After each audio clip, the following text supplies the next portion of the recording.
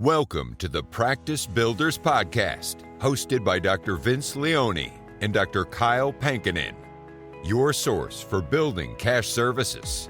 Let's dive in. Okay, welcome everybody back to another episode of the Practice Builders Podcast. I am your co-host, Dr. Vince Leone, joined by Dr. Kyle Pankinen, and we are excited to have you with us today. I think we got a great topic, which Dr. Leone will introduce.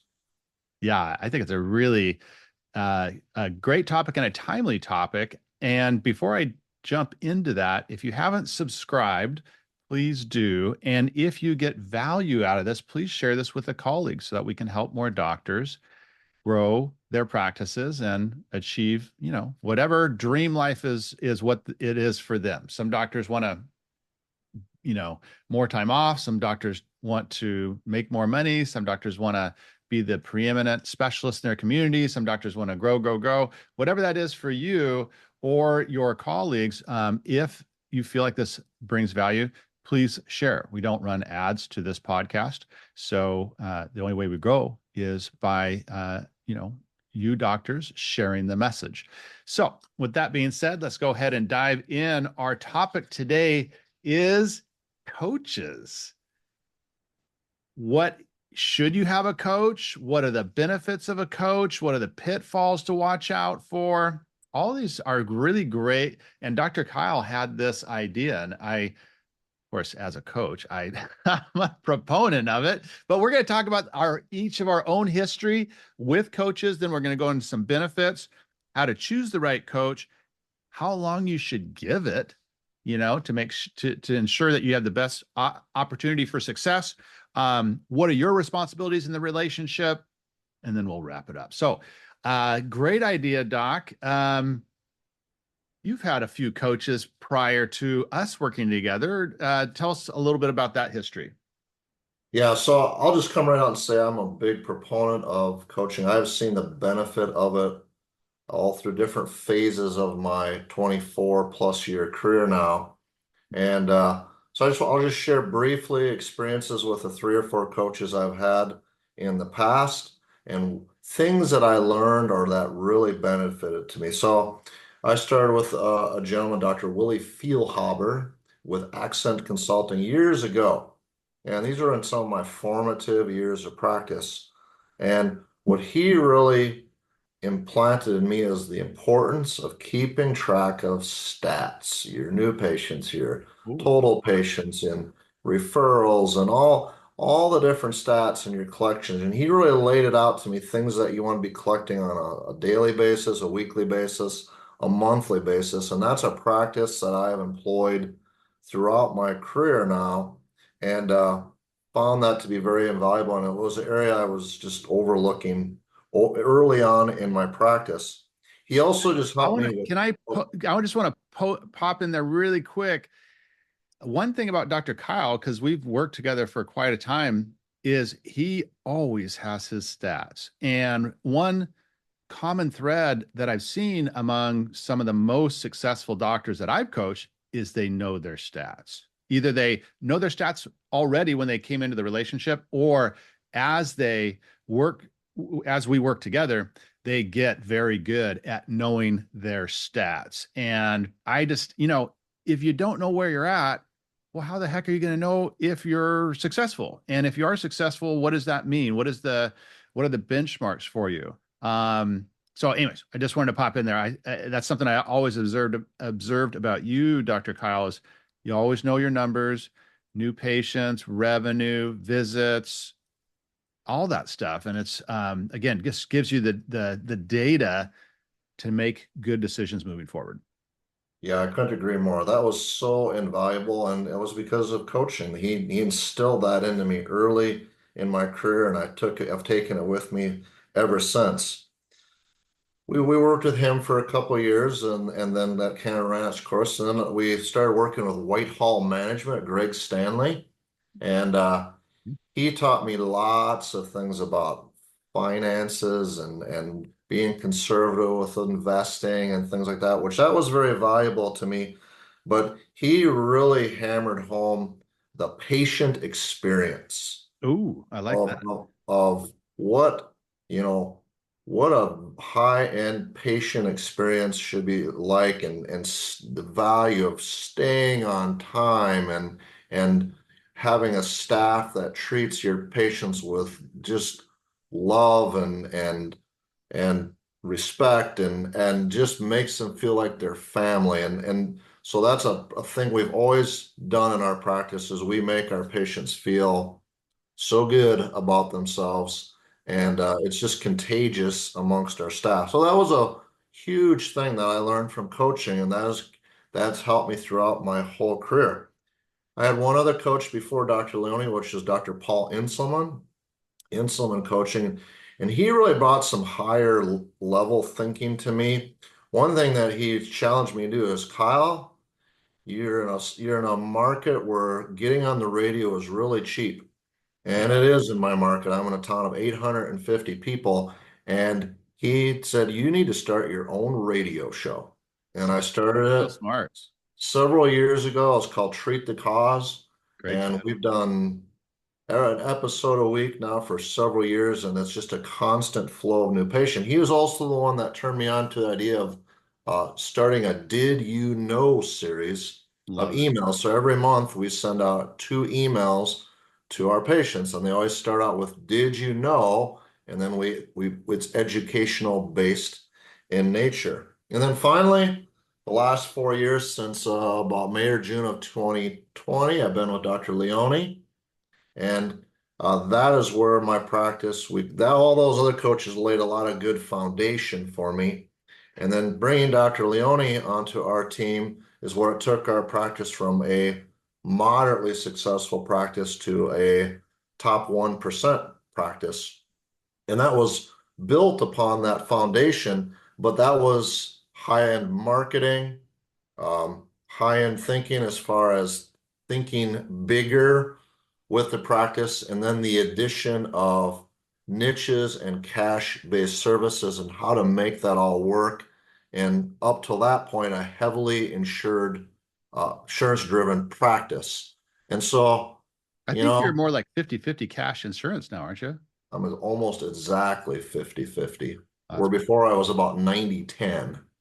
Yeah. Yeah. I like that 50-50. So those are just some of my experiences, and I want to turn now the table over to Dr. Leone and let him maybe talk about some of the value that he's seen with some of his past coaches as well. Yeah. And I think that, I mean, you've had some great coaches. I mean, getting the stats, kind of having that instilled early on, the exceptional patient, we call it the exceptional patient experience. I mean, that is critical. And then, man, the email, Inselman, he was ahead of his time with the email. The email marketing is huge. I think every doctor should be emailing their patient base at least once a week. But once a week is perfect, with value, right? Value, testimonials, case studies. Did you know? And these are excellent emails that Dr. Kyle has written, and he's generous enough to share those with our clients so that they can kind of tweak for their own patient base. But the point being is, in radio, being able to saturate your market with your message, and it's not, it's not like always trying to get them to come in. You're treat the cause. We're going to share good quality information so that patients it can really better their lives. And then they see you as an expert, and then they come in when they're ready. So I love that. Really strong foundation. For me, let's see. So my first coach was Dr. Charlie Ward, who I think he was pretty darn well known. And I love Charlie Ward. I mean, he had a great heart. Unfortunately, he's passed away. But he was a great coach. And that was early on in my career. I think that was 2008. I was with him for about a year. And it was pure chiropractic coaching. That was before I got into niches. I was still an associate. But there was so much value. I'd go to his seminars. There'd probably be I don't know, maybe 100 doctors in the room. He had a big coaching practice. I mean, he was successful. We talked about a couple times a week, and every time we jumped on the phone, he was like shuffling his papers, trying to find my file. It's kind of funny. But anyways, I think what I learned from Dr. Ward was I don't know what I learned from Dr. Ward. I don't know that I learned a lot from Dr. Ward. I'll be totally honest with you. I really did like him though. I don't know why. He just was a great guy. He had some good systems, right? I think he had some good systems. But there wasn't anything that not like what you, Dr. Kyle, like really stood out like a key thing.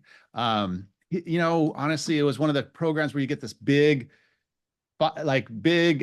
folder or like binder of stuff, right? Which I never really, it's like, it seems pretty great in the beginning. You're like, oh, all this stuff, but it usually gathers dust. So that's why I've never done that personally. But anyways, it was a good experience, and a good introduction to, the coaching experience and relationship, because I have always believed in it. If you look at, professional athletes or any athletes at any level, they have a coach. CEOs and C-suite executives have coaches. Actors have coaches. Like pretty much anyone playing at a very high level has a coach or consultant at some point, if not always.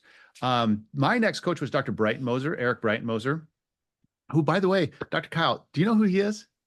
I know of him. I do not know much about him though. I've heard of him. Yeah. So his is Practice Wealth. So here's an interesting story that Dr. Braddock told me.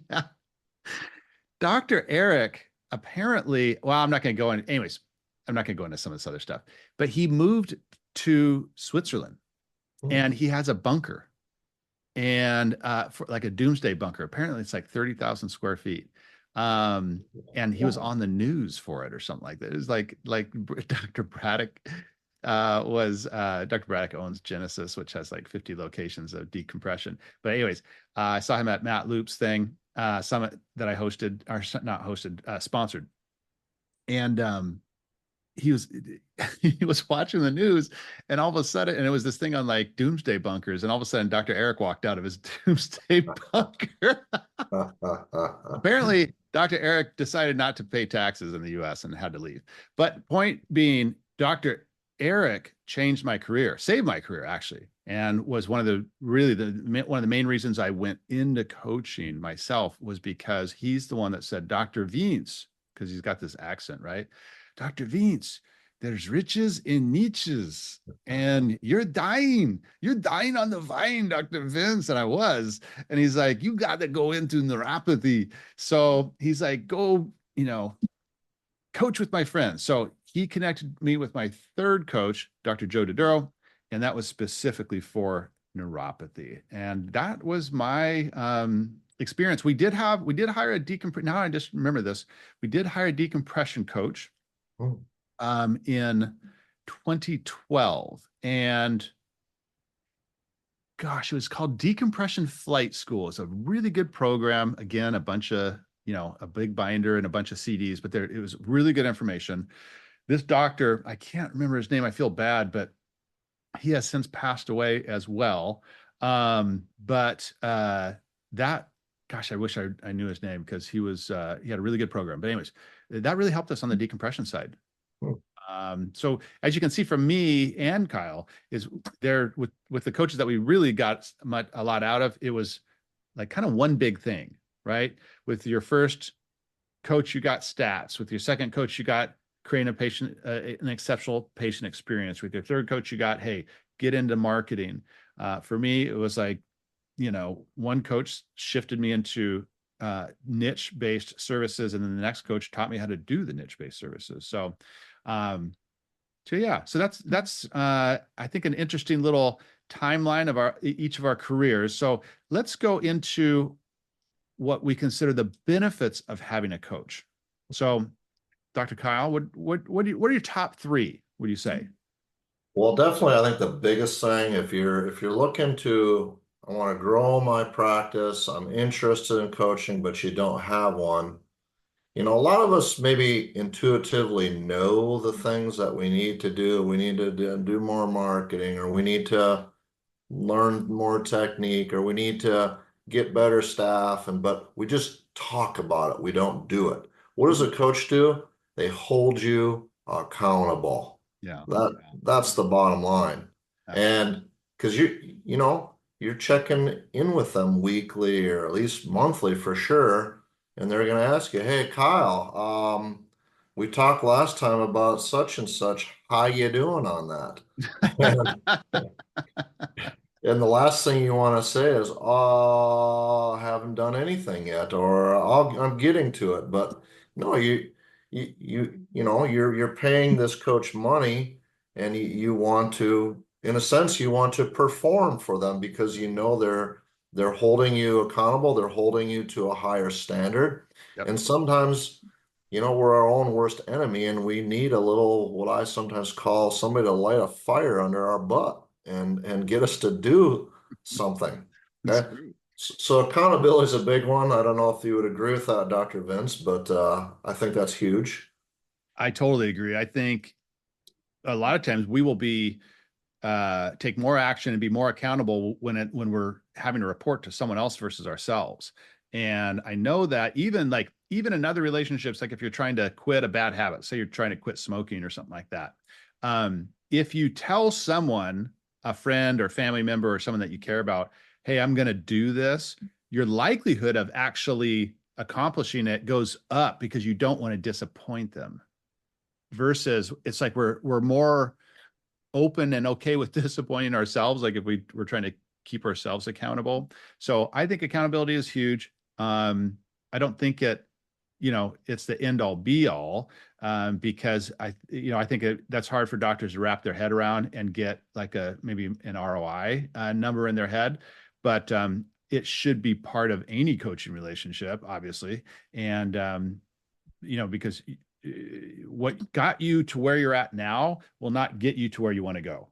And I'd heard that saying a long time ago, and it made a ton of sense. In fact, I was just talking to a doctor today. He's doing $50,000 a month. He wants to go to $100,000 a month. I said, "Well, I don't know if I can do that ROF." I'm like, "Doc, all I'm telling you is it works. And what got you to $50,000 a month will not get you to $100,000 a month, because his close rate was 20% and he was doing a 45-second ROF."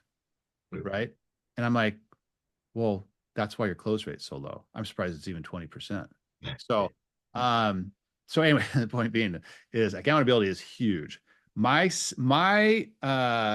Another top benefit in my mind would be following a proven model, Mm. because the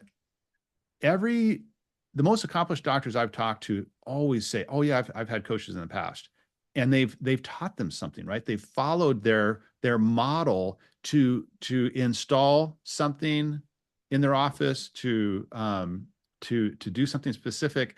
For instance, like for us, like how to add and grow decompression, we have a very specific model and process to follow. And when you follow that, the results follow. And I think the benefit from that is not having to figure it out on your own, right? Which costs time and money. Which then leads to the next thing, which is basically getting there quicker.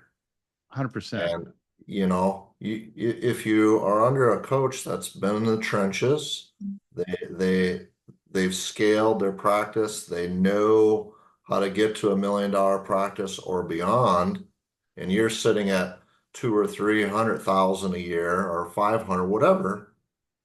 Why in a sense go through the pain of trying to figure out all the things that you need to do to get there when you can just go right to a source who is interested in helping you to get there and help you to avoid pitfalls and show you, like Dr. Vince said, a proven model that'll get you from A to Z quicker, so you can jump from, like we were able to. It took me nearly 20 years to get to 50,000 a month, but it took me less than 4 years to get from 50 to 100,000.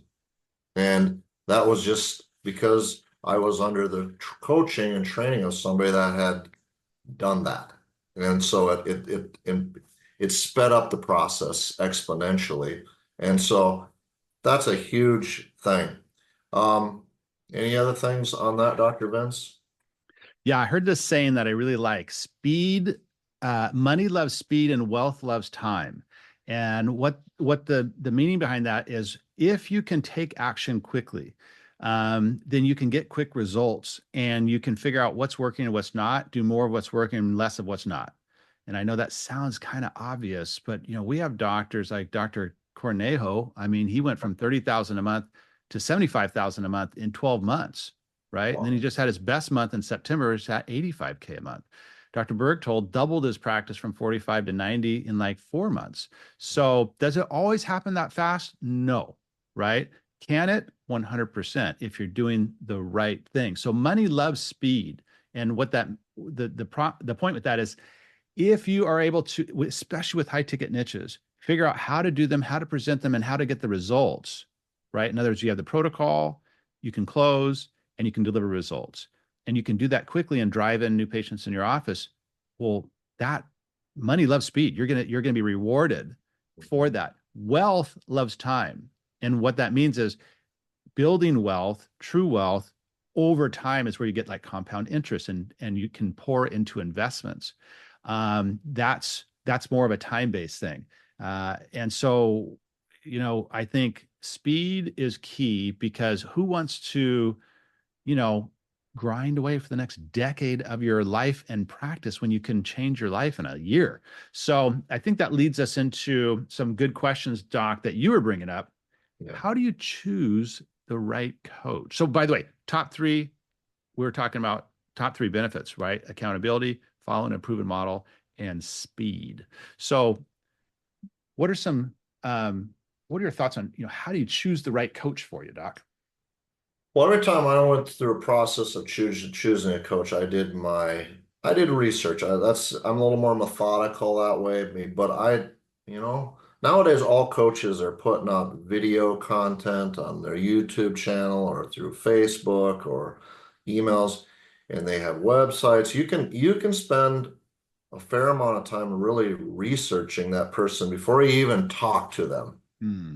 and to see if they could potentially be a good fit for you. And there are some coaches out there that focus on different aspects. If you're looking for the high volume thing in chiropractic, well, there's a whole pile of coaches for that.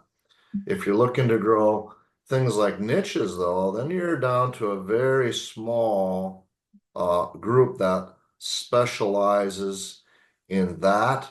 And so you have to determine what you're looking for, what your goals are, do your research and find that out.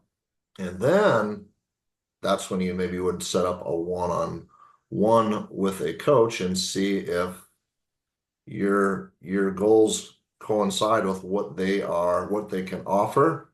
And sometimes you just resonate with somebody, Hmm. and you can know that usually within minutes of a conversation. So I would do your due diligence to research a potential coach, and then within those first few minutes, if you're resonating, and I'm a believer, so I bathe every decision in prayer. But those are things that I personally do and have over the years in picking the right coach or deciding which one to go with. Any thoughts on that, Dr. Vince? Well, of course, I'm a believer as well, and I really love that saying, bathing it in prayer. That's really, I've never heard that before, and that's a kind of a beautiful phrase. I would encourage the same. One thing that, like Dr. Kyle was saying, is there is a lot of material out there for most coaches. I know if you look at my YouTube channel, I mean, we have hundreds of hours of training on there, and you almost don't even need to hire me. I mean, there is so much training on there. I should probably take some of it down. But the point being is, I get doctors that say, "Oh man, I watched all your videos. You're the guy for me." I've thought about this. Sometimes I've prayed about this. This is exactly what I want to do. And I seem to resonate with you. So I really like that word that you use there too, Dr. Kyle.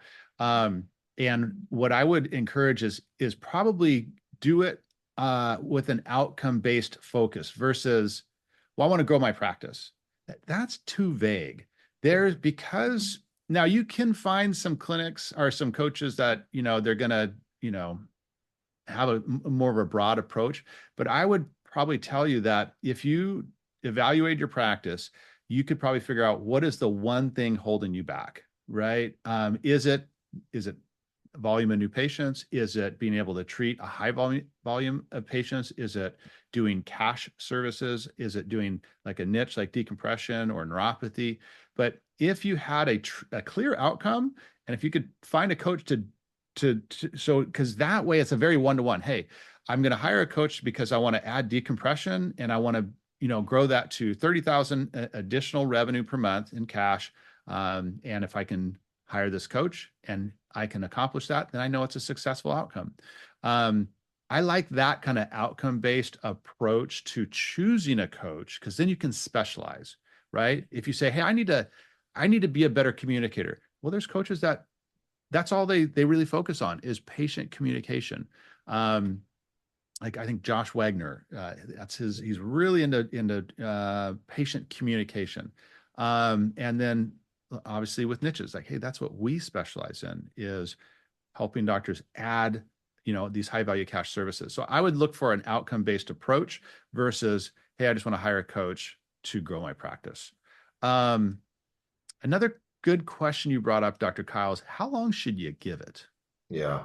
I think, some doctors, I think, hold coaches almost to an impossible position. I mean, they think That's they true. think within a month I should be, waiting list practice and, doubling my practice. And, coaches are human just like you and I are. And that anybody, and they just, you, if you sign up for a program, I feel you got to give it a year. You got to give it about a year to really be able to learn what your coach has to teach, to have the time necessary to implement and to develop strategies and then implement, and then be able to measure the changes over a full calendar year. I think if you're going into a coaching situation where you're like, I'm going to give it a month or two and see how it goes, I think you're wasting your time, and you're probably wasting your potential coach's time too. So I'm pretty firm on that. You got to give it at least a year, and there might be some variability in that, what other people feel, but that's kind of where I'm at, is that a year is the minimum. What are your thoughts on that, Doc? Well, actually, we're aligned on that, because that's what we do at specialized practices. We do 12-month programs. And I like that time frame, because if you look at like there's DCOA, there's Blueprint, they're like 18 months to 3 years. And look, I'm not saying there's anything wrong with the programs. I'm just saying I've talked to clients and they wish they weren't locked into that long of a contract, right? So I picked 12 months because just like we want to be patient-centered, I like to be client-centered. And at the same time, though, I don't want to set us up for failure and say, oh, we're going to work together for 3 months or 6 months. There's just not enough time, right? Versus 12 months, you can accomplish a lot in 12 months, right? You can, if you have no niche, right, you can pick equipment. Well, first you can pick your niche, then you can pick the equipment, you can add it into the office, you can train up the staff, you can get your protocols, and have that thing pumping out, 20, 30,000 a month easily within 12 months. And so you can accomplish a lot in that time frame. And it also kind of gives you an opportunity to kind of like just catch your breath a little bit. In other words, like if you try to do too much in like a 1 to 3 month time frame, it's just like, oh, I'm trying to squeeze all this in this 90-day time frame. It's just like, look, we're trying to change your life and your practice, right? For the rest of your career, we're trying to add a service that will serve your patients, will grow your revenue significantly, will pad your retirement, will make your practice more valuable when you want to sell it. The goal is to do all these things. And so you need a little bit of time to implement that, but the long-term benefits are huge and the ROI is massive. So I like the 12-month time frame. A lot of our doctors continue on. Dr. Kyle's been with us for 4 years. We've had doctors for 5 years and 3 years. And it's because they're continuing to get value, but you got to give it a good shake. And that's why, like Dr. Kyle was saying, you got to resonate with the individual. Like if you 100%. like if you don't if you're kind of hearing how they're talking, like one doctor was telling me he was at a boot camp this I'm not going to say who it was, but he didn't resonate with how they were portraying themselves, and he's like, I don't want to be like these guys. I think they're cheesy and slimy, and I don't want to. That's not how I want to be portrayed. And so no, I'm not going to join that group. Yeah, couldn't agree more. And if you find the right coach that you can connect with and you can have some alignment in your thinking processes, it sometimes is amazing what can be accomplished in a relatively short time.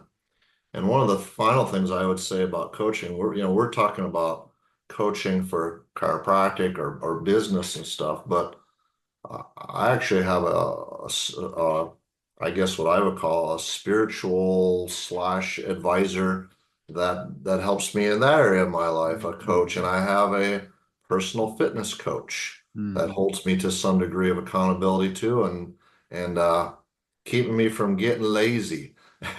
And so there's other aspects, and like Dr. Vince said at the beginning, all high-end performing people, just about that if you ask them, that they have some type of coaching in their life. And of course, we visibly see that with athletes, but most high-performing business people also have coaches. Very few do it totally on their own. And so I think this message should resonate with a lot of people. Any other questions they should ask, Doc, or did we cover that pretty well? I think we covered that pretty well. I mean,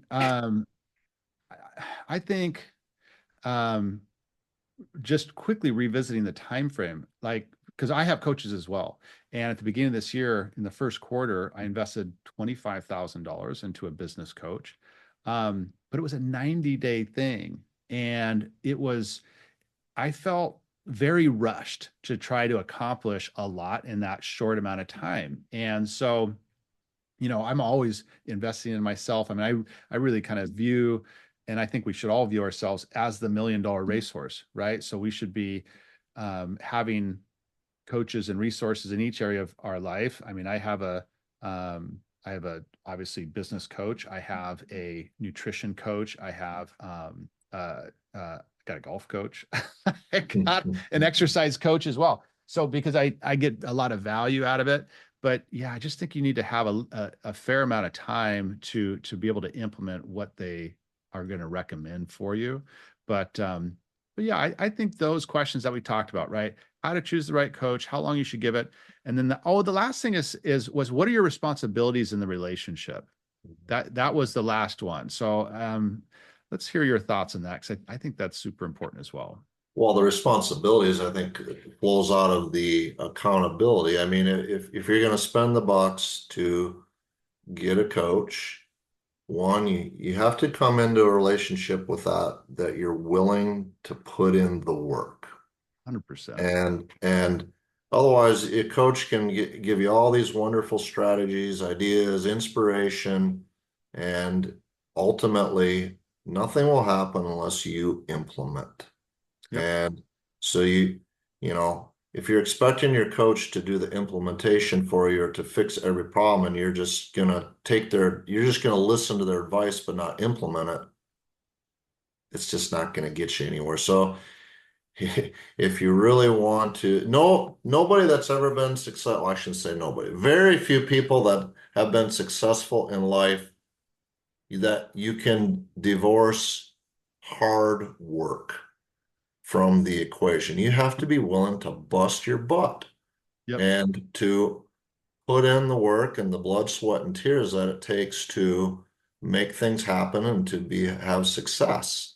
And if you're not willing to do that, don't waste your time signing up with the coach and don't waste their time either, would be what I would say. A little bit blunt, but that's the bottom line is you have to be personally responsible to do what you need to do and what they're asking you to implement. I couldn't agree more. I feel like we're kind of like marketing. Some of the kind of hooks or strategies is essentially, hey, we're going to help you make money, and you're going to basically, there's an easy button, and we figure out the secret way to do it, and it's basically no work on your part. And it's just not the reality. I don't know anyone that is or has been super successful that did not work hard to get there. If you woke up on third base because you inherited a bunch of money, totally different story. But if you're going to earn your own money and you're going to change your life, you got to put in the work.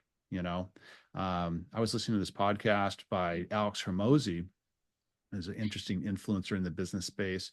And this message really resonated with me because he's a huge proponent of just putting in the work. And, for me, it's like, hey, at the very least over the next decade, like my plan is not to slow down. I actually want to work harder than I've ever worked in my life because I don't want to leave anything left in the tank.